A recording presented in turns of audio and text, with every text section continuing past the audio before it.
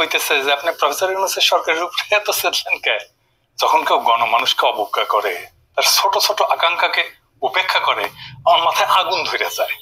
আমরা তো এটা আশা করি নাই যে প্রফেসর ইউনূসের সরকার দেশকে সোনায় মুড়াই দেবে, সে কথা বলিও নাই, তারা সেটা পারবেও না। আমরা চাইছিলাম যে ইন্ডিয়ার প্রত্যক্ষ সমর্থনে আমরা ফ্যাসিবাদে পিষ্ট হয়েছি, সেই ইন্ডিয়া ঘৃণিত পতিত ফ্যাসিস্ট আর তার দলবলকে আশ্রয় দিছে, সেই রাষ্ট্রকে, ভারত রাষ্ট্রকে বুঝায় দেওয়া কামটা তোমরা ভালো করো নাই। এটা জাতীয় মর্যাদার প্রশ্ন।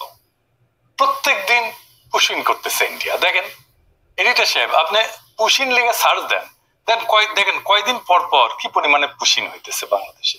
আর মোদির ফুয়া, বিএনপি রিকমেন্ডেশনে হওয়া আমাদের পররাষ্ট্র উপদেষ্টা শ্রী শ্রী তৌহিদানন্দ প্রভুপাদ পাকিস্তান হইলে পৌরুষ জায়গা ওঠে, আর ইন্ডিয়ার পুশিনে নেতায় যায়।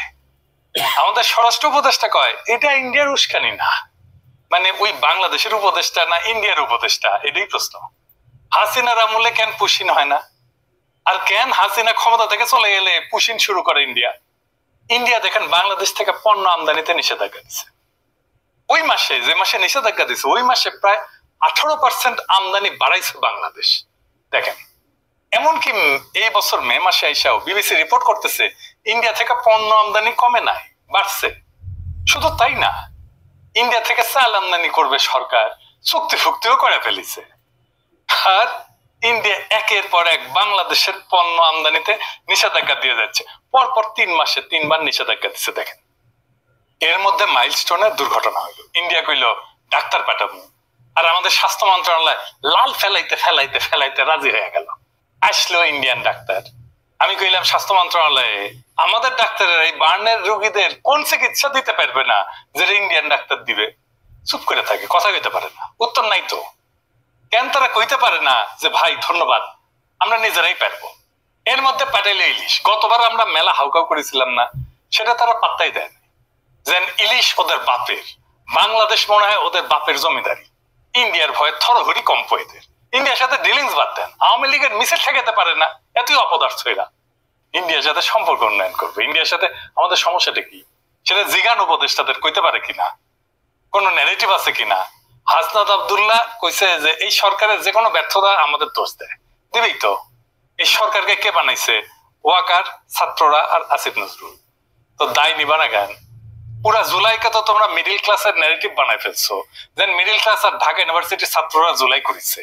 যেহেতু মিডিল ক্লাস এটা একা করে নাই, বেশিরভাগ করছে দরিদ্র প্রান্তিক মানুষেরা, তারা তাই জুলাই দুর্বল হয়েছে, তারা সরে গেছে, তোমরাও দুর্বল হয়েছে। ওই রাজপথের শক্তিটা দূরে সরে গেছে। যাই হোক, এই ইন্ডিয়া প্রসঙ্গে একটা গল্প মাথায় আসলো যে কেন প্রফেসর ইউনূসের সরকারের এত ইন্ডিয়া প্রেম, এত বাম্বু খেয়েও ঠিক হয় না। এক মহিলা তার হাজবেন্ডকে ডিভোর্স দিছে, তো ডিভোর্স দেওয়ার 2 বছর পরে মহিলার পেটে বাচ্চা এসেছে। তো মহিলারে সবাই জিগায় তোমার না ডিভোর্স হয়েছে? তো মহিলা কয় হ্যাঁ হয়েছে, তবে ওই মাঝে মাঝে মাপ চাইতে আসে। তো ইন্ডিয়া মাঝে মাঝে প্রফেসর ইউনূসের সরকারের কাছে মাপ চাইতে আসে। যাই হোক, আজকের বিষয় ছিল নারী আসনে সরাসরি ভোটের বিষয় নিয়ে আলাপ করা। আসেন এটা দেখি, তাহলে দেখবেন আমাদের পলিটিক্যাল পার্টি, প্রফেসর ইউনূসের সংস্কার কমিশন আর এই ঐক্যমত কমিশন কেমন ভালসুন আর মূর্খসুদা। বাংলাদেশের সংসদে এতদিন 50টা নারী কোটার আসন ছিল, তো সংবিধান সংশোধনী কমিশন সেটা বাড়ায় নারী কোটার আসন 100-তে বাড়ানোর সুপারিশ করেছে। এর উপরে এনসিপি আবার দাবি করেছে 100টা নারী কোটা আসনে নির্বাচন সরাসরি ভোটে হওয়া উচিত, মানে মরার উপরে খাড়ার ঘা। আসেন আসলে নারী কোটা আসনে সরাসরি ভোট এটা একটু বুঝে দেখি। প্রথমত আসি নারীদের জন্য আলাদা কোটা নিয়ে। এটা একটা গোত্র বা গোষ্ঠীর আলাদা রিপ্রেজেন্টেশন কখন দরকার হয়? পৃথিবীর ইতিহাসে কি এমন নজির আছে সে আলাদা রিপ্রেজেন্টেশন দিয়া সেই গোত্র করে কি? খায় না মাথায় দেয়? তারা তাদের কোন পলিটিক্যাল এজেন্ডা বাস্তবায়ন করে? এইসব কি এনসিপি ওরা জানে বা সংবিধান কমিশনের ওরা বুঝে? 2টা গোত্রের আলাদা রিপ্রেজেন্টেশনের সবচেয়ে বড় উদাহরণ আমাদের উপমহাদেশে আছে। ঐতিহাসিক বিভিন্ন সংঘাতের কারণে ব্রিটিশ ভারতের মুসলমানরা অনুভব করে যে সংখ্যাগরিষ্ঠ হিন্দুদের সাথে তাদের স্বার্থ এক না, বরং উল্টা। স্যার সৈয়দ আহমেদ খান বিভিন্ন ঘটনা ব্রিটিশ ভারতে হিন্দুদের হরেক রকমের এজিটেশন দেখা এই ব্যাপারে লেখালেখি করে যান। ভারতবর্ষের মুসলমান নেতাদের মধ্যে যেই ঘটনার ফলে এই উপলব্ধি সবচেয়ে গভীরভাবে প্রভাব ফেলে সেটা হইলো 1905 সালের বঙ্গভঙ্গ। এর বিপরীতে হিন্দুদের অ্যাগ্রেসিভ রিয়াকশন দেখে আগুন জ্বালাই দিয়েছিল সারা বাংলায়। এর ফলে 1906 সালের ডিসেম্বর মাসে মুসলিম লীগের রাজনৈতিক আবির্ভাব ঘটে, যেটার ইতিহাস আগের এপিসোডে বিস্তারিতভাবে বলছি। মুসলিম লীগ গঠনের আগে 1906 সালের অক্টোবর মাসে ভারতবর্ষের 35 জন গণ্যমান্য মুসলমান নেতা প্রিন্স আগা খানের নেতৃত্বে সিমলাতে ভাইসরয় লর্ড মিন্টোর সাথে দেখা করতে যান। সিমলায় ভাইসরয়ের প্রাসাদ ভাইস রিগাল প্যালেসে এই মিটিংটা অনুষ্ঠিত হয়। সেই মিটিং এ মুসলমান নেতারা সর্বপ্রথম ভাইসরয়ের কাছে মুসলমানদের জন্য আলাদা রিপ্রেজেন্টেশনের দাবি উত্থাপন করে। ভাইসরয়ের কাছে মুসলমান নেতারা একটা অ্যাড্রেস ড্রাফট করে উপস্থাপন করে। সেটা ড্রাফট করছিল বিহারের সৈয়দ হোসেন বিলগ্রামি আর উত্তরপ্রদেশের সৈয়দ মীর মেহেদি আলী, যিনি নবাব মহসিনুল মুলক নামে পরিচিত ছিলেন আর স্যার সৈয়দ আহমেদ খানের ঘনিষ্ঠ বন্ধু এবং উত্তরসূরি ছিলেন। সেই দাবিতে কি বলা ছিল, তার একটা অংশ হচ্ছে এটা ইংরেজি যেহেতু কইছে তাহলে ঠিকই কইছে, তবে বাংলা এটা হইতেছে মুসলমানরা একটা স্বতন্ত্র সম্প্রদায় যাদের কিছু অতিরিক্ত স্বার্থ আছে যা অন্যান্য সম্প্রদায়ের সাথে মিলে না, বরং এইসব স্বার্থ যথাযথভাবে প্রতিনিধিত্ব পায়নি। এর ফলে সিমলা ডেপুটেশনে মুসলমান নেতারা ভাইসরয়কে জানায় যে সামনে ব্রিটিশ ভারতের যে নতুন সাংবিধানিক রিফর্ম বা সংস্কার আইন আসতেছে সেইখানে যেন মুসলমানদের জন্য সেপারেট ইলেক্টোরেট বা আলাদা ইলেক্টোরেট থাকে। অর্থাৎ মুসলমানরা ভোট দেবে মুসলমান আসনে, হিন্দুরা ভোট দেবে হিন্দু আসনে। এটার একটা নাম ছিল রোয়েদাদ।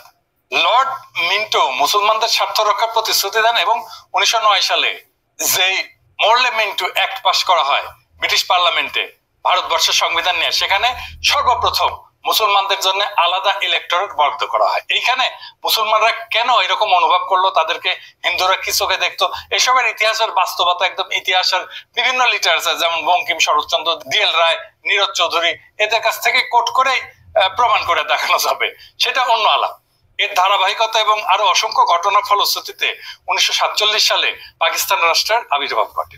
এছাড়া আরেকটা উদাহরণ আছে বেলজিয়ামে। বেলজিয়ামের দুইটা গোত্র আছে, ওয়ালুন যারা ফরাসি ভাষায় কথা বলে, আর একটা হচ্ছে ফ্লেমিশ বা যারা ডাচ বা ওলদান ভাষায় কথা বলে। ফেডারেল পার্লামেন্টে এই দুই গোত্রের রিপ্রেজেন্টেশন সেপারেট, তাদের আলাদা আলাদা সিট মানে সেপারেট ইলেক্টোরেট। এছাড়া এদের নিজস্ব আলাদা পার্লামেন্টও আছে, মানে খালি ওয়ালুনদের জন্য পার্লামেন্ট আর খালি ফ্লেমিশদের জন্য পার্লামেন্ট। তাইলে এতক্ষণ ধরে যা বুঝলাম আমরা সেটার মর্মার্থ হচ্ছে একটা গোত্র বা গোষ্ঠী তখনই নিজেদের জন্য আলাদা সেপারেট ইলেক্টোরেট অথবা রিপ্রেজেন্টেশন দাবি করে যখন তারা অনুভব করে যে তাদের স্বার্থ অন্য গোত্র সংরক্ষণ করবে না। তারা অন্য গোত্রের মানুষকে বিশ্বাস করে না এবং অন্য গোত্রের মানুষ যা করবে যে সেটা তাদের স্বার্থের ঠিক বিপরীত হবে। এখন এই যে নারীদের জন্য আলাদা সংরক্ষিত আসন, এটা তো একটা হাজারো মার্কা আলাদা রিপ্রেজেন্টেশনের বুদ্ধি, একদম টিপিক্যাল বাঙ্গু প্রগতিশীল মার্কা বুদ্ধি। কিরকম প্রগতিশীল, এই যে দেখেন দিল্লির মাল মতিগঞ্জ প্রথম আলো এটা একদম ডাইহার্ড প্রমোট করে। মতি মাহফুজ আমাদের যা করতে বলবে আমাদের বাই ডিফল্ট সেটার উল্টা কাজ করা উচিত। আসেন এটার ভিতরের বিষয়টা একটু বুঝে দেখি। নারী আর পুরুষ কি রাজনৈতিক ভাবে আলাদা গোত্র বা গোষ্ঠী? কখনোই না, হতেই পারে না। এর উদ্ভট অসম্ভব প্রস্তাবনা। সেপারেট বা আলাদা রিপ্রেজেন্টেশনের প্রশ্ন তখনই ওঠে যখন কোনো গোত্র বা গোষ্ঠী রাজনৈতিক বা পলিটিক্যাল দৃষ্টিকোণ থেকে নিজেদের স্বার্থকে অন্য গোত্রের স্বার্থ থেকে আলাদা বিবেচনা করে। একটা রাজনৈতিক মতাদর্শ বা ফিলোসফিতে নারী পুরুষ উভয়ে একই সাথে পার্টিসিপেট করে, যেমন আওয়ামী লীগের রাজনৈতিক মতাদর্শ কি সেটাও কন ভারতের পাঁচাটা, তাই তো? আর 71-এর চেতনা। এই যে আওয়ামী নারী, আওয়ামী পুরুষ, আওয়ামী বৃদ্ধ, আওয়ামী যুবক সবাই এটা ধারণ করে। একইভাবে আমাদের রাজনৈতিক মতাদর্শ কি, যেটা যাই হোক বাম নারী পুরুষ একসাথে ধারণ করে, তাই না? ইসলামী রাজনৈতিক মতাদর্শ নারী পুরুষ উভয় একসাথে ধারণ করে। এখানে নারীদের সাথে পুরুষদের কোনো ন্যূনতম রাজনৈতিক ডিফারেন্স নেই। নারী আর পুরুষ আলাদা সেপারেট কোনো রাজনৈতিক গোষ্ঠী না, যে ঠিক যেরকম যুবক আর বৃদ্ধ কোনো আলাদা রাজনৈতিক গোষ্ঠী না। কাউকে কি কশ্মিন কালেও কোন প্রস্তাব আনতে শুনছেন যে বৃদ্ধদের জন্য আইনসভাতে আলাদা সিট লাগবে, 40 থেকে 50 বছর বয়সের জন্য আলাদা সিট লাগবে, 20 থেকে 30 বছর বয়সের জন্য আলাদা সিট লাগবে? না, শুনেন নাই। তো এটা বলার সময় আমার ভয় লেগেছে যে কওয়া যায় না বাঙ্গুলেন তো সবই সম্ভব, হয়তো সামনে কেউ এরকম দাবি তুললেও তুলতে পারে, অথবা আর এরকম উদ্ভট দাবি উঠতে পারে, যেমন যে সমস্ত মেয়েদের চুলের রং সোনালী আর ব্রুনেট যাদের চুলের রঙের গাঢ় বাদামি তাদের জন্য আলাদা আলাদা সিট লাগবে। যদিও বাংলাদেশের অধিকাংশ মেয়ের চুলের রং কালো, কিন্তু পাশ্চাত্যে কিন্তু ব্লন্ড আর ব্রুনেটদের মধ্যে রেশারেশি আছে। এখন এই বাঙ্গু লজিকে চুলের রং অথবা চোখের রঙের উপরে ভিত্তি করে তাহলে সংসদে আলাদা সিট থাকতে পারে। নারীদের রাজনৈতিক পরিচয় আর স্বার্থ কি পুরুষদের থেকে আলাদা? না, একদম না। আমি একজন নারী, ভারতীয় আওয়ামী বাম দালাল, যেমন লাকি আক্তারকে যেরকম অপছন্দ করি, সেই একই রকম ভাবে অপছন্দ করি পুরুষ অমিপিয়াল আর এই যে হিজরা নাকি মুন্নিশা অনেকে কয়। তো এখানে নারী পুরুষ তো ম্যাটার না। ঠিক আছে, উল্টা আমি জুলাই আগস্ট বিপ্লবের এই বিপ্লবী নারীদেরকে ঠিক ততটাই রাজনৈতিক ভাবে আপন মনে করি যতটা করি জুলাই আগস্ট বিপ্লবের বিপ্লবী পুরুষদেরকে। ওই যে বিএনপির ব্ল্যাকমেল কুইন রুমিন ফারহানা আর ফজা পাগলা দুটোই আমার একই রকম রাজনৈতিক শত্রু। এখানে নারী পুরুষের তো কোনো প্রশ্ন ওঠে না। যদি কারো আলাদা রাজনৈতিক স্বার্থ বা ইন্টারেস্ট নাই থাকে তাহলে আলাদা সেপারেট আসন প্রস্তাবে আনা তো পুরো স্টুপিডিটি, এটা বোগাস একটা দাবি। বাঙ্গুরা তো নারীদের জন্য আলাদা 100টা আসন চায়, যেখানে এনসিপি আবার দাবি তুলছে ওর উপরে গোদের উপরে বিস্ফোরা সরাসরি ভোটে নারী প্রার্থী নির্বাচিত হবে। তো নারীরা কি তাহলে সেপারেট ইলেক্টরেট দাবি করতেছে? যদি তাদের জন্য আলাদা আসনই বরাদ্দ থাকে তাহলে তো সেপারেট ইলেক্টরেট হয় যুক্তিযুক্ত। এসব আবালদের যদি এই প্রশ্ন করেন দেখবেন মাথা চুলকাইতেছে, কারণ তারা বুঝেই না তাদের দাবির মানে কি। আন্দাজে কয়েকটা টার্ম শব্দ শুনে অল্প বুঝে বা না বুঝে সেটা নিয়ে লাফানো শুরু করে। ব্রিটিশ ভারতে মুসলিম আর হিন্দুদের মধ্যে যখন সেপারেট ইলেক্টরেট হয় তখন সেটা ছিল মুসলমানদের জন্য আলাদা আসন, যেখানে মুসলমানরা তাদের প্রার্থী নির্বাচন করবে, আর হিন্দুরা হিন্দুদের জন্য আলাদা আসন, যেখানে হিন্দুরা তাদের নিজের প্রার্থী নির্বাচন করবে। বেলজিয়ামে ওয়ালুন আর ফ্লেমিশদের একই সিস্টেম। তো নারীরা যেহেতু আলাদা 100টা আসন চায়, সেখানে কি খালি নারী ভোটাররাই ভোট দিবে? মানে নারী এমপিদেরকে কি খালি নারী ভোটাররাই নির্বাচিত করবে? যদি এর উত্তর চান দেখবেন যে মাথা চুলকাইতেছে। উত্তর যদি হয় হ্যাঁ, তাহলে সেই নারী ভোটাররা কি পুরুষ বা কম্বাইনেশনও ভোট দিবে?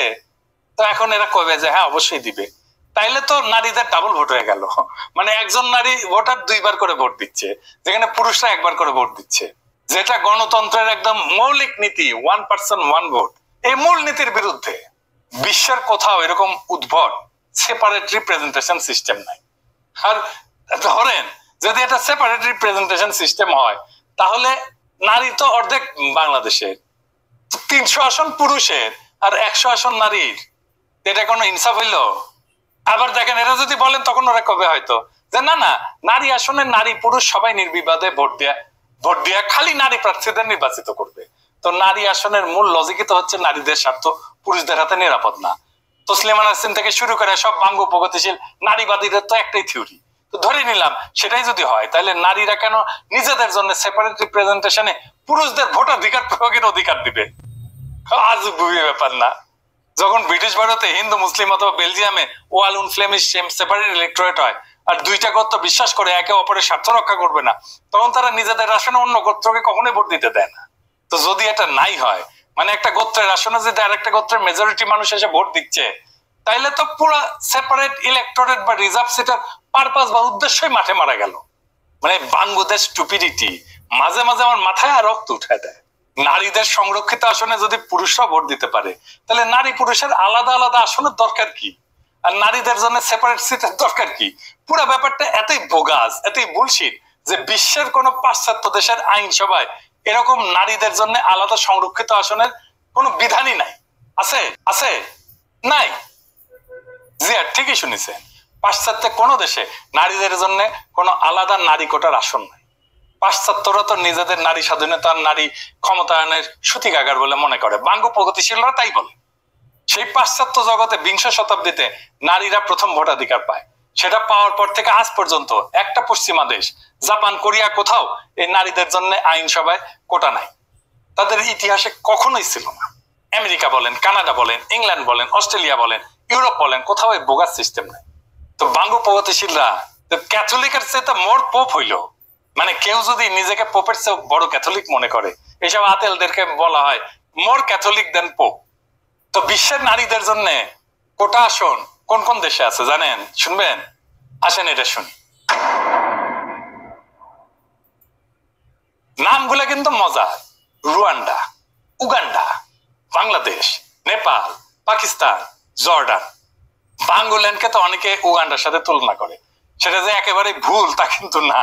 মানে সব তৃতীয় বিশ্বের দেশ যেখানে বোকা মতি গ্রন্থ মার্কা প্রগতিশীল আলগা নারীবাদীরা আছে, সুলতানা কামাল চক্রবর্তী, রাশেদা চৌধুরী, খুশি কবির, তসলিমা নাসরিন, এই সমস্ত কপালে বড় বড় টিপ পড়া নিরেট বুদ্ধির মালগুলা গোজামিল বয়ান গিলাইছে জাতিকে, সেই জায়গাতে আছে। সামনে যে নতুন বাংলাদেশের স্বপ্ন আমরা দেখি, সেখানে সংসদে আইনসভায় এসব বোগাস নারী কোটার কোন আসন থাকবে না।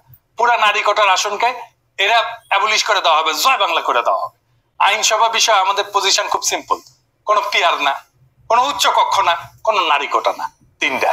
তো ফাইনালি যেটা আবার আগের কথায় ফিরে আসি, ওই যে কইছিলাম যে আমাদের জাতীয় মর্যাদা ওইটা বিক্রি হবে না, এটা আমাদের শহীদের রক্তে কেনা। আজকের শপথ হোক, আমরা চাই মর্যাদার দেশ, শির দ্বারা উঁচু করার মেধাবী নেতৃত্ব, আর এমন একটা রাষ্ট্র যেখানে প্রত্যেকটা সিদ্ধান্তের কেন্দ্রে থাকবে জনগণ, আর শুধু জনগণ। এই পথেই বাংলাদেশ হবে সত্যিকার অর্থে স্বাধীন, মর্যাদাবান এবং গণতান্ত্রিক। ইনকিলাব জিন্দাবাদ।